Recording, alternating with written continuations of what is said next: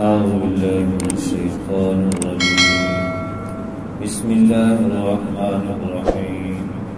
يا أيها النبي لم تحرم ما أحل الله لك تبتغي مرضات أزواجك والله غفور رحيم. قد فرض الله لكم تحلة أيمانكم والله مولاكم وهو العليم الحكيم. صدق الله العظيم.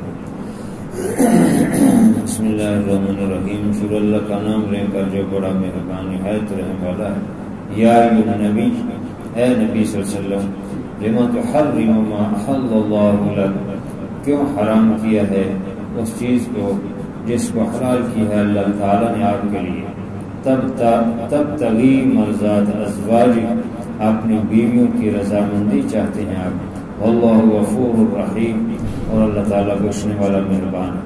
قد فرض اللہ لکم تحلۃ ایمانکم، قد تحقیق اللہ تبارک و تعالیٰ نے مقرر کیا ہے تمہارے لیے تمہاری قسموں کے کھولنے کے لیے.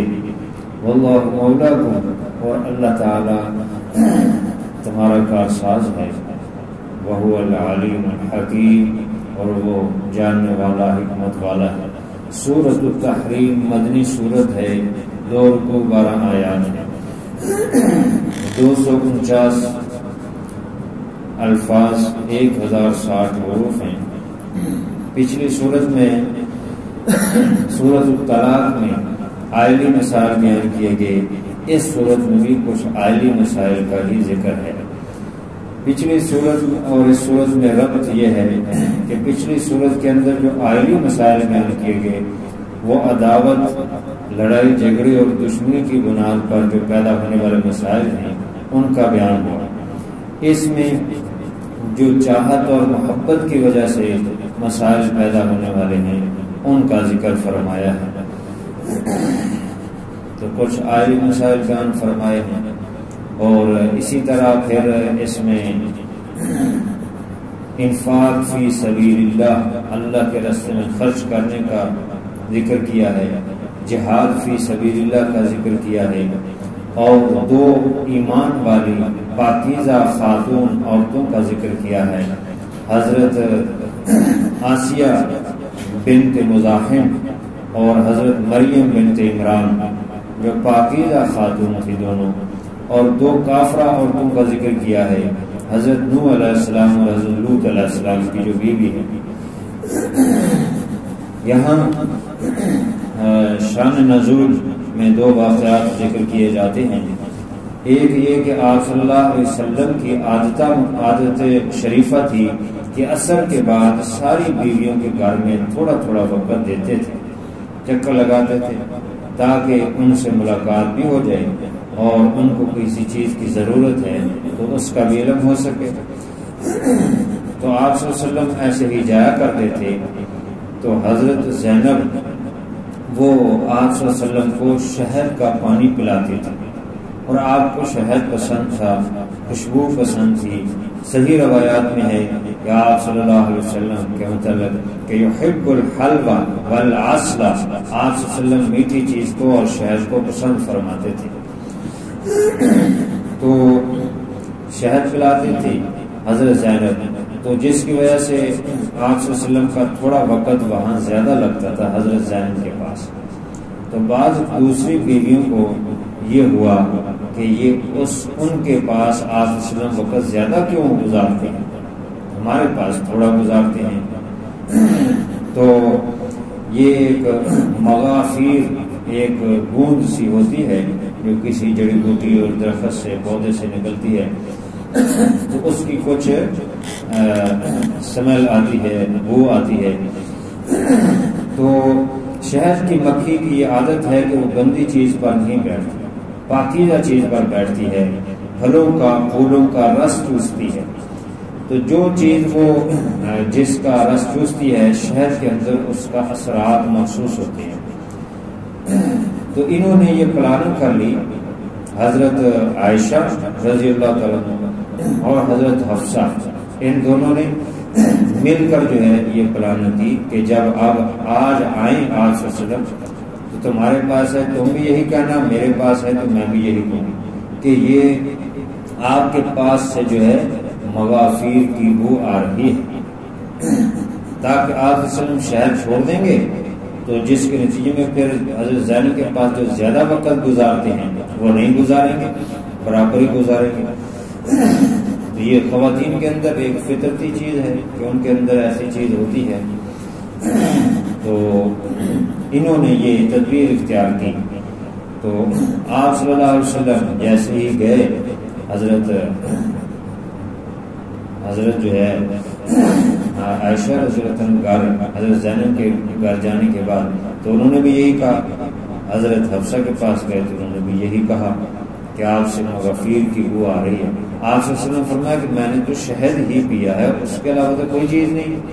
تو پھر شہد کی مکھی مغافیر کی گوند چوسی ہوگی جس کی وجہ سے یہ اس کا اثر محسوس ہو رہا ہے۔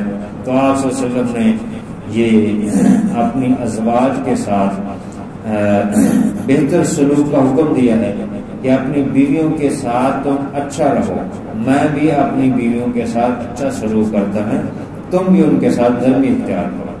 تو اسی پہلو میں آپ صلی اللہ علیہ وسلم نے فرمایا کہ پھر میں شہد استعمال نہیں کروں گا آئندہ، اپنے اوپر جو ہے وہ حرام قرار دے لیا، یعنی حرام بائی معنی نہیں کہ عقیدتاً بلکہ بائی معنی کہ استعمال نہیں کروں گا۔ تو اس اعتبار سے کہ میں اس کو استعمال نہیں کروں گا دوبارہ۔ تو ایک واقعہ یہ ہے، اللہ تعالیٰ نے یہ آیات اس پر نازل فرمائی۔ اور دوسرا واقعہ یہ ہے کہ حضرت حفصہ ہی جو ہے وہ کہیں اپنے والدین کے گھر گئی ہوئی تھی، تو ان کا جو گھر تھا، جو کمرہ تھا وہ خالی تھا۔ تو حضور صلی اللہ علیہ وسلم کی باندی ماریہ قبطیہ وہ موجود تھی، تو آپ صلی اللہ علیہ وسلم نے ان کو بلا لیا اس گھر میں اور ان کے ساتھ آپ صلی اللہ علیہ وسلم نے رات گزاری۔ تو اگلے دن جب حضرت حفصہ آئی تو ان کو یہ پتہ چلا تو انہوں نے یہ محسوس کیا کہ اس نے میرے گھر کیوں رات گزاری۔ تو آپ صلی اللہ علیہ وسلم سے اس نے اس بات کا ذکر کیا تو آپ صلی اللہ علیہ وسلم نے فرمایا کہ میں یعنی حضرت حفصہ کی خوشنودی کے لیے کہ میں ماریہ قبطیہ کو اپنے پاس دوبارہ نہیں بلاؤں گا، یعنی اپنے اوپر حرام قرار دے دیا۔ لونڈی جو ہے وہ انسان کو اختیار ہوتا ہے اس سے جب اس کا مالک ہو جو تو وہ اس کے ساتھ اگر اس کا کسی اور کے ساتھ اس نے نکاح نہیں کیا مالک نے تو وہ مالک اپنے ہی خدمت میں اس کو رکھا ہوا ہے تو مالک اس کے ساتھ ہم بستری کر سکتا ہے، شرعی طور پہ یہ جائز ہے بغیر نکاح کے۔ تو یہ ماریہ قبطیہ بھی آپ کی جو ہے وہ باندھی تھی، لونڈی تھی۔ تو اس طرح آپ صلی اللہ علیہ وسلم نے اس کو اپنے اوپر حرام قرار دیا، یعنی ان کے ساتھ آپ نے یہ رات گزارنے کو اپنے اوپر کہ میں ایسا نہیں کروں گا۔ تو یہ اللہ تعالیٰ کو یہ معمولی ایک لغزش تھی، مفسرین فرماتے ہیں کہ یہ گناہ نہیں ہے کیونکہ ان چیزوں کو حرام قرار نہیں دیا گیا بلکہ حرام باقی معنی کہ ان کو استعمال نہیں کیا جائے گا، یہ نہیں کہ مکمل طور پہ اس کو حرام قرار دے دیا، اور اگر مکمل حرام قرار دیا ہوتا تو پھر صحابہ کرام کو بھی منع کر دیتے کہ تم اس کو نہ حرام استعمال کرو۔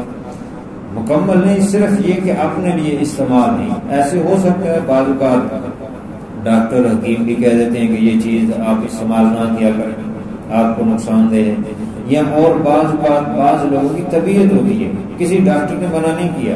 میں ایسے لوگوں کو جانتا ہوں جنہوں نے زندگی میں گوشت نہیں کھایا بلکہ اگر دوسرے سالن میں گوشت کا شورو بھی ڈال دیں تو ان کو اسمیل آتی ہے، وہ کھاتے ہی نہیں، کسی ڈاکٹر نے منع نہیں کیا، بس ان کی طبیعت ہے۔ تو بعض بات یوں بھی ہوتا ہے، تو یہ گناہ کی بات نہیں ہے، یہ بہت معمولی ایک لغزش ہے، یعنی جو بہتر نہیں ہے، یوں سمجھ لیں اولا نہیں ہے کہ ایسا کریں۔ لیکن حضور صلی اللہ علیہ وسلم اللہ کے محبوب تھے، بہت قریب تھے، تو معمولی لغزش جو گناہ نہیں ہے اس کو بھی آپ صلی اللہ علیہ وسلم نے پکڑ کی اور تنبیہ فرمائی کہ ایسا آپ نے کیوں کیا ہے۔ جب اللہ تعالیٰ نے آپ کے لیے یہ چیزیں حلال کی ہیں تو آپ خود اپنی مرضی سے یہ نہیں کر سکتے۔ تو ان دو واقعوں کے شان نزول میں یہ دو واقعات ذکر کیے جا رہے ہیں، جس کے ضمن میں یہ ذکر فرمایا یا ایھا النبی، اے نبی صلی اللہ علیہ وسلم۔ اس لیے سورت کا نام سورۃ تحریم بھی ہے۔ یہ تحریم کا معنی ہے حرمت، کسی چیز کو حرام کرنا۔ تو چونکہ اس میں پہلی آیت میں لما تحرم کا لفظ آیا ہے، اس کا نام سورۃ تحریم بھی ہے، اور دوسرا اس سورت کا نام سورۃ النبی بھی ہے، یا ایھا النبی کے ساتھ شروع ہو رہی ہے۔ تو فرمایا اے نبی صلی اللہ علیہ وسلم لما تحرم ما احل اللہ لک، کیوں حرام قرار دیا ہے آپ نے وہ چیز جو حلال کی ہے اللہ تعالیٰ نے آپ کے لیے؟ یہ شہد ہے یا لونڈی ہے، وہ آپ کے لیے اللہ تعالیٰ نے حلال قرار دی ہے، تو آپ کیوں اپنے اوپر اس کو حرام قرار دیتے ہیں؟ تب تغی مرضات ازواجک، آپ اپنی بیویوں کی رضا چاہتے ہیں، ان کی خوشنودی کے لیے ایسا کرتے ہیں، تو ایسا نہ کیجیے بلکہ اللہ کی خوشنودی کو سامنے رکھیں۔ سورہ بقرہ میں، سورہ نساء میں، شروع والی بڑی صورتوں کے اندر بھی کچھ آئلی مسائل بیان ہو گئے ہیں، اور اس میں بھی ازواج کے، بیویوں کے اور دوسرے طلاق وغیرہ کے نکاح کے مسائل بیان ہوئے ہیں۔ وہاں بھی اسی طرح قسم وغیرہ کے کفارے کا بھی وہاں پر ذکر ہے۔ تو یہاں اختصاراً جو ہے وہ ذکر فرمایا ہے، تو فرمایا کہ بیویوں کی اپنی خوشنودی کے لیے آپ ایسا آپ نے کیا ہے، تو ایسا آپ کو نہیں کرنا چاہیے۔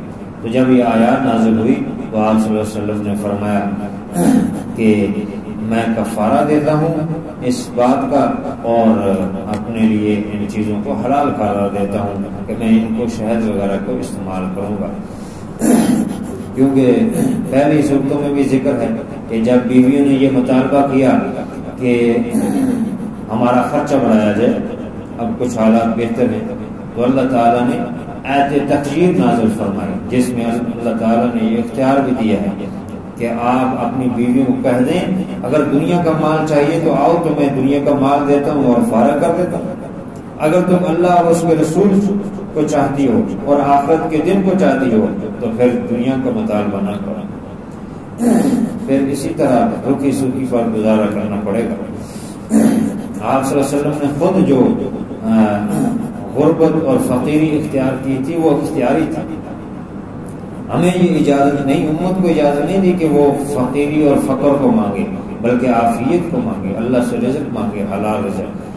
لیکن آپ صلی اللہ علیہ وسلم کو اللہ تعالیٰ نے بہت طاقت دی تھی، آپ نے خود اختیار اپنے اختیار سے جو ہے فقیری اختیار کی تھی، فاقے اختیار کیے تھے۔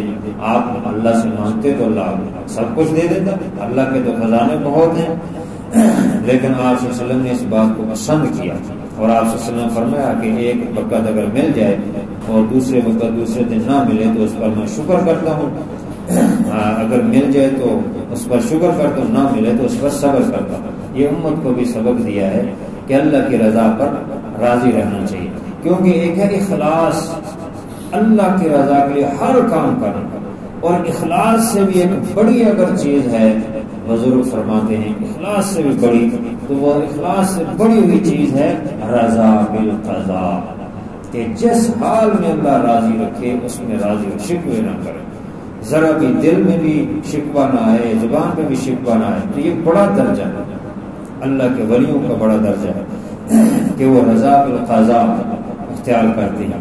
تو نیک آدمی ہونا، نیک ہونا، ولی ہونے کا یہ مطلب نہیں کہ تکلیف نہیں آتی، تکلیفیں آتی ہیں، انبیاء کو بھی آئی ہیں، اللہ کے ولیوں کو بھی آئی ہیں، ان کے آزمائش و امتحان، البتہ ان تکلیفوں پر اللہ درجات بلند کرتے ہیں، اونچے مرتبے اور درجات عطا فرماتے ہیں۔ دوبارہ آپ صلی اللہ علیہ وسلم کو اللہ تعالیٰ نے یہ تنبیہ فرما دی کہ آپ نے ایسا کیوں کیا۔ واللہ غفور الرحیم، یہ لفظ معمولی جو تھی یہ بھی اللہ نے معاف کر دی، کیونکہ اللہ تعالیٰ بخشنے والا مہربان ہے۔ قد فرض اللہ لکم تحلۃ ایمانکم، تحقیق اللہ تبارک و تعالیٰ نے مقرر کیا ہے تمہاری قسموں کے اٹھانے کے لیے کہ تم ادا کرو، کفارہ مقرر کیا ہے کہ جو تم نے قسمیں کھا لی ہیں ان کا کفارہ، ان کا کفارہ ادا کرو. تاکہ اب یہ جو قسم تو نہیں تھی آپ صلی اللہ علیہ وسلم نے مفسرین فرماتے ہیں، لیکن یہ بات ایک قسم کے زمرے میں آتی ہے، اس لیے آپ صلی اللہ علیہ وسلم نے اس پر ایک باندی یا غلام جو ہے آزاد کیا اور آپ نے اس قسم کو توڑ دیا. آپ نے اس بات کو ختم کیا اور کفارہ ادا کر کے جو ہے آپ صلی اللہ علیہ وسلم نے فرمایا یہ چیزیں جو ہے یہ میں نے اپنے لیے حلال کی ہیں. تو مفسرین فرماتے ہیں کہ جب کوئی شخص یوں کہہ دے، جیسے یہاں باندی کو کہا کہ میں اس کو دوبارہ یہ میرے لیے حلال، تو اگر کوئی شخص اپنی بیوی کو کہہ دے کہ تم مجھ پر حلال نہیں، تم مجھ پر حرام ہو، تو اس سے قسم واقع ہوگی یا طلاق واقع ہوگی. امام شافعی رحمہ اللہ فرماتے ہیں اس میں نیت کا دار و مدار ہے. اگر اس کی نیت طلاق کی ہے تو ایک طلاق واقع ہو جائے گی، اور اگر اس کی نیت جو ہے وہ طلاق کی نہیں ہے، قسم کی ہے، تو طلاق واقع نہیں ہوگی، قسم ہوگی اور قسم کا کفارہ ادا کرنا. اگر اس کی نیت کچھ بھی نہیں تو باطل ہو جائے گا. امام ابو حنیفہ رحمہ اللہ فرماتے ہیں کہ اگر ان الفاظ میں اس کی نیت یہ ہے ایک طلاق کی تو ایک واقع ہوگی، اگر اس الفاظ میں 3 طلاقوں کی نیت ہے تو 3 ہی واقع ہو جائے گی اس ایک جملے میں، اور وہ عورت اس کے لیے مغلظہ ہو جائے گی، حرام ہو جائے گی. 3 طلاقیں واقع. اور البتہ اگر جو ہے وہ کچھ بھی نہیں کہتا، ایسے ہی میں نے جو ہے لغو بے ارادہ ایسے ہی کہہ دی ہے بغیر نیت کے، تو یہ لغو بات ہوگی، لیکن اس پر کفارہ ادا کرے گا. یہ اس کو قسم سمجھا جائے گا، قسم کے. اسی طرح باقی چیزوں کے متعلق بھی یہ فرمایا ہے، جیسے کوئی کہے کہ میں پھل استعمال نہیں کروں گا قسم کے طور پہ کہے، اور میں جو ہے گوشت استعمال نہیں کروں گا، یہ میں فلاں چیز جو ہے وہ اپنے اوپر حرام قرار دیتا ہے، تو اس پر کفارہ ادا کرنا ہوگا. یہ الفاظ ایک قسم کے زمرے میں آتے ہیں. بظاہر تو قسم کا جو ہے وہ جملہ نہیں ہے کہ میں قسم کھاتا ہوں، بلکہ یہ ہے کہ میں اپنے اوپر حرام قرار دیتا ہوں، لیکن ایسا نہیں کرنا. اور بات فرماتے ہیں کہ ایسے جملے بغیر نیت کے کہے گئے وہ لغو ہیں، لیکن ان معاملوں میں احتیاط کرنی ضروری ہے، تو قسم کا کفارہ ادا کرنا پڑے گا. ہاں البتہ اگر غلط بات پہ قسم کھائی ہے تو آپ صلی اللہ علیہ وسلم نے فرمایا میں نے اس بات پہ جو ہے یعنی یہ قسم کھائی تھی، یہ کہا تھا، تو میں نے اس کا کفارہ ادا کر لیا اس کو توڑ کر.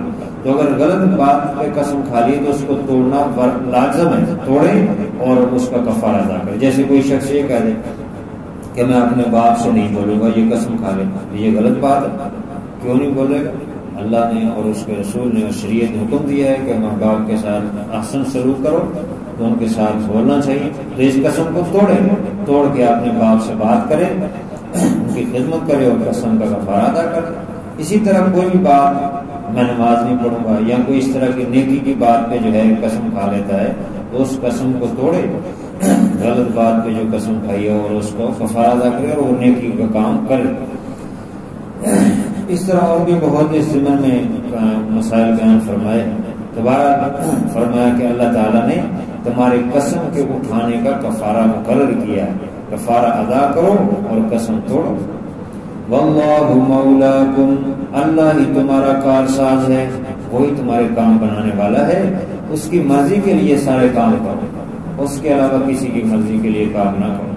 وَهُوَ الْعَلِيمُ الْحَكِيمُ، وہ جاننے والا ہے اور حکمت والا ہے. وہ ایک ایک چیز جانتا ہے، سب کی ایک ایک بات کو بھی جانتا ہے، ان کے سینوں میں چھپی ہوئی بات اس کو بھی جانتا ہے. جو انسان چھپاتا ہے ظاہر کرتا ہے سب کو جانتا ہے، اور اس کا جانتا ہے اور اس کے مطابق وہ حکم دیتا ہے. لہذا اس کے حکموں میں حکمت ہے اور ان کے حکموں کو مانے. اللہ تعالیٰ سمجھ اور عمل کی توفیق عطا فرمائے. الحمد لله رب العالمين والعاقبة للمتقين والصلاة والسلام على سيد الرسل وخاتم الأنبياء والمرسلين. ربنا آتنا في الدنيا حسنة وفي الآخرة حسنة وقنا عذاب النار. اللهم اغفر للمؤمنين والمؤمنات والمسلمين والمسلمات. اللهم اغفر لجميع أمة محمد صلى الله عليه وسلم. یا اللہ اپنی رحمت سے ہمارے حاضری کو قبول فرما، کمی رہگی معاف فرما، اپنے ہی در پر جھکنے کی توفیق عطا فرما، اپنے حکموں کی پابندی کرنے کی توفیق عطا فرما، گناہوں سے بچنے کی توفیق عطا فرما. یا اللہ خاتمہ بالخیر فرما.